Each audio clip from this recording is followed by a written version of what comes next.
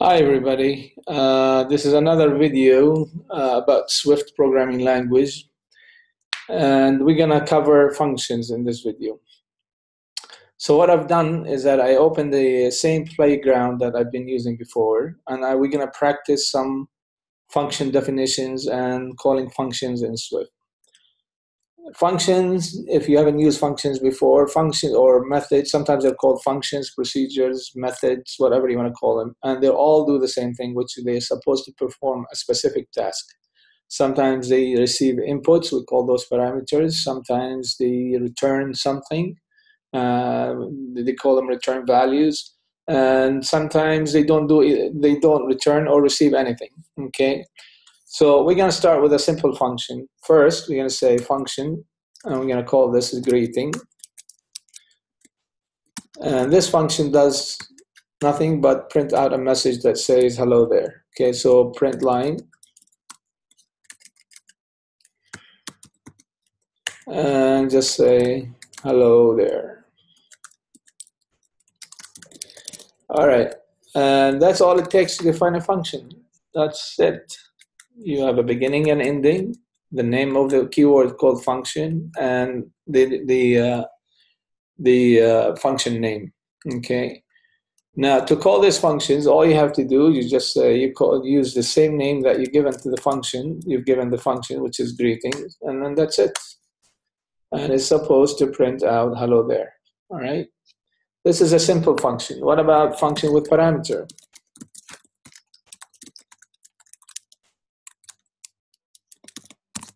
How do you do that? We call it params. How do you do that? Now you can pass input to this function. You can pass one or many, but let's start with one first. So I'm going to say function, same thing, another greeting.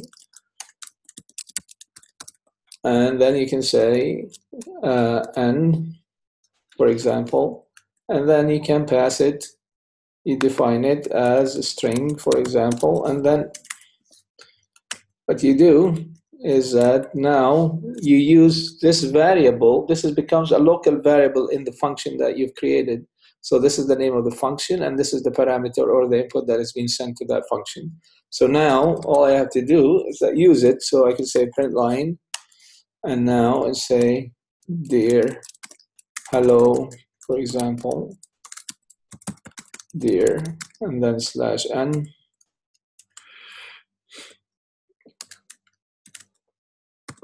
Okay, and that's it. Now to use this function, it's kind of different because now this expects you to pass some value. So you call it another function, and then notice you can say need some value. Okay, and that's it. Dear, hello, dear Allah. So this value get passed to the parameter n, and then n is used in that function. Okay, so this is how you pass a parameter. Now you can have multiple parameters if you want, comma and so forth. We'll use another example later on. Another way you can define function is that you can actually receive a return of value. We call it return values. Okay, function with return. Okay, with return value. And the way you do that, you say another function. Well, give me greeting, for example, get greeting. And then you say, again, n string. And here you say, I want to return a value back, and this value is type string. All right, that's how you do return. Okay. And coming from a different programming languages, that's kind of different. Okay. So this is a new notation, like an arrow, minus and greater than sign, and then you return the type that you want. Later on, we'll see how we can return multiple values. So it's expecting to have a return value. Because you say return, you're returning a string, you need to say here, you have to have a keyword called return, and then what you want to return. So you can just return this, for example. Because it's a string, you want to pass back a string, okay? So that is how we have a function with a return value. And to call it, you say let G equal gr equal get greetings,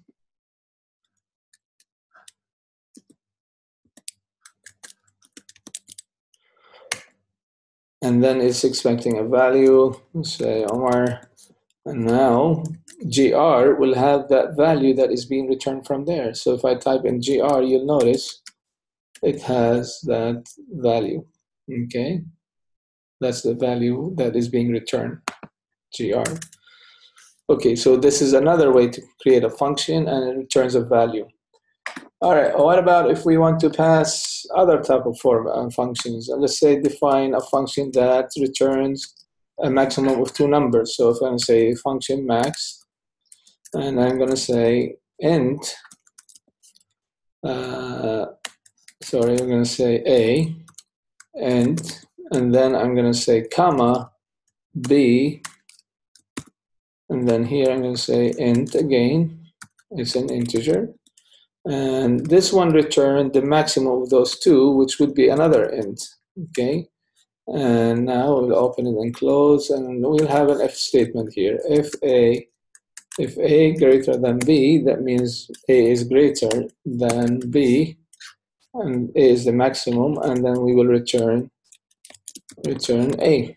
Else, we would return b, because b would be bigger. If a is not greater than b, then most likely a is greater than or b is greater than or equal to a, which in either case we will return b.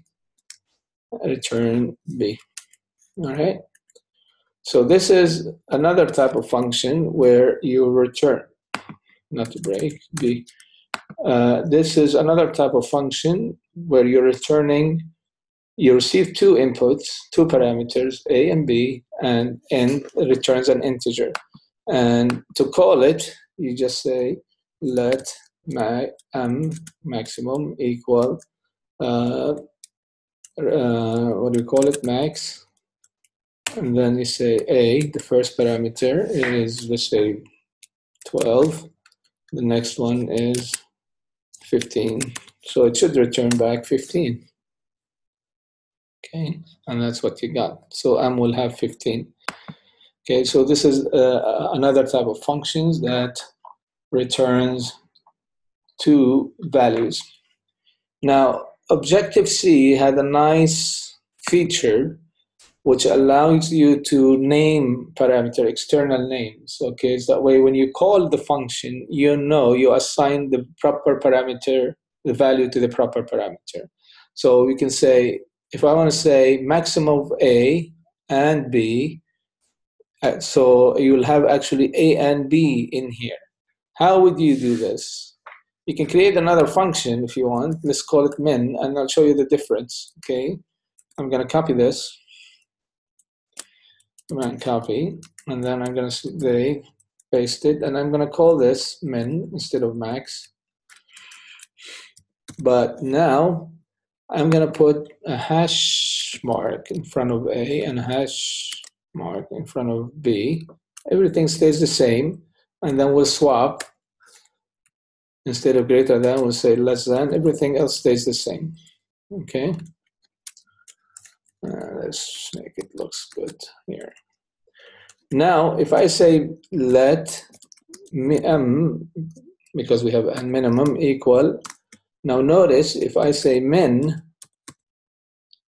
what do I get? See, you see a, you get that a, and then you get that b now here, and you can give it a value. So you can say 9,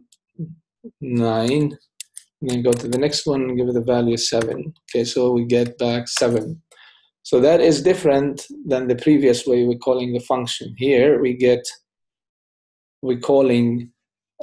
just passing the values. Here we're giving external names to these parameters, and I like this better. Okay, this was available in Objective-C, and it is available in Swift. Okay, so you can give the parameter names, so when you call them, you know what you're calling. All right. All right. One more thing here is that, and then we're done with the functions. Another way with another feature of function is that you can return multiple values. For example, what you can do, like if I say function powers, then I say we receive an int, and as an int. Now, if I want to pass back, if I want to return back multiple value, for example, I want to return an int, comma, an int, comma, an int. Okay. Now notice I have to, with my return statement here, I will have to pass back 3 values because it's expecting 3 integers back. And the way you do that, you just say, and we have to quit Xcode and stop it again here. Give me a minute here. Let me save this and quit Xcode. Okay, then start it again.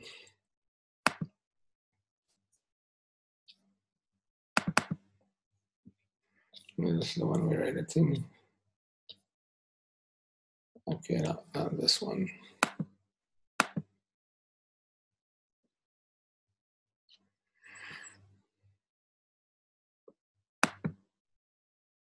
Okay. No. All right.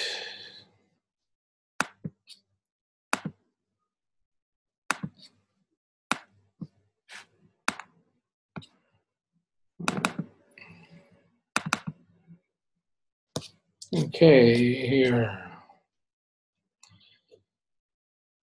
Back to this.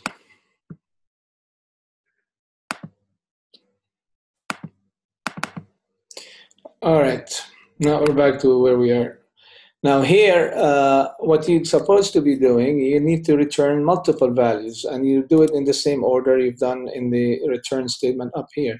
So I'm going to return the powers of this n. So I'm going to return n times n, comma, n, sorry, n times n, comma, n times n, times n, comma, and then n times n, times n. So we're returning the cube, the square, the cube, and then the quad values of n. Now if I call it, notice what's going to happen. If I say powers, and send 2, for example, what's going to happen?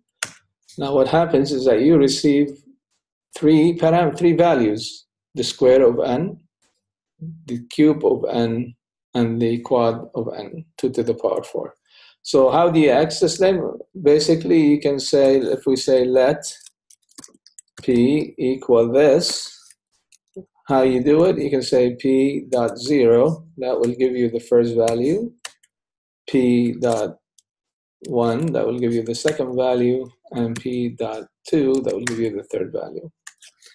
All right, and that's what you see here, 4, 8, and 16. So this is your return. You're calling a function with multiple parameters, with returning multiple parameters. The last thing I want to cover here is that all parameters by default are constant. That means you cannot change the value. If I try to change the value of n with the inside the function, if I say n equal n plus 1, for example, plus 1 and minus 1, so it doesn't change, just to show you, I'm going to get an error here. It says n is not, we cannot change n here, okay? Online, okay, I guess it doesn't tell you the proper error. But basically what's happening here, n is not a variable, so you're getting an error. Now, if you want to be able to change it, all you have to do is define n as a var, and that would solve the problem, okay? That would be all right. And why is it not liking that? Not sure, but right. Okay. If I say n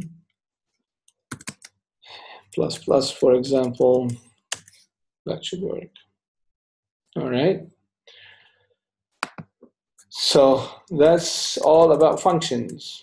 All right. And again, the function comes in different forms and format. The easiest one is without parameters. You just call it. You do something inside the function, and then you call it. One with parameters, and then you can use these parameters in your functions. Another, and then you pass these parameters to your function, and depending on the type that you get, the types has to match. Here you have another type of function that return the value, and if you say it returns a string, then you expect it to return a string, and then you have to use the keyword return. Here is another one where you have multiple parameters, and then you return a different type. Now, one problem here, in this case, a lot of people, you have a problem with this. If you have an if statement, and with the if statement, it has to be exhaustive. That means that you have to have a return. You have to be able to reach a return with all the conditions. So if I didn't have a return here, it will give me an error. But if I have a return out here, it'll be fine. Okay. So you have to be able to reach a return statement, even if you have complex if statements. Okay. Another nice feature about Swift and Objective-C is that you can put external names to these parameters. So when you call them, you can call them with and you call these functions and you assign names, values to these parameters by using their names. The last thing is that you can return multiple values. In this case, we're returning 3 values, the powers of n. And when you do that, you have to, when you say p equal the value of this function, it comes as a tuple, remember, and you say p0, p1, and p2 to get the values. And finally, all parameters by default, they're constant. And if you want to be able to modify them inside your functions, you'll have to use the var statement in front of the variables parameters. All right, that's it for functions. Hope you find this useful. I'll see you in the next one. We will talk about Clojure in the next video.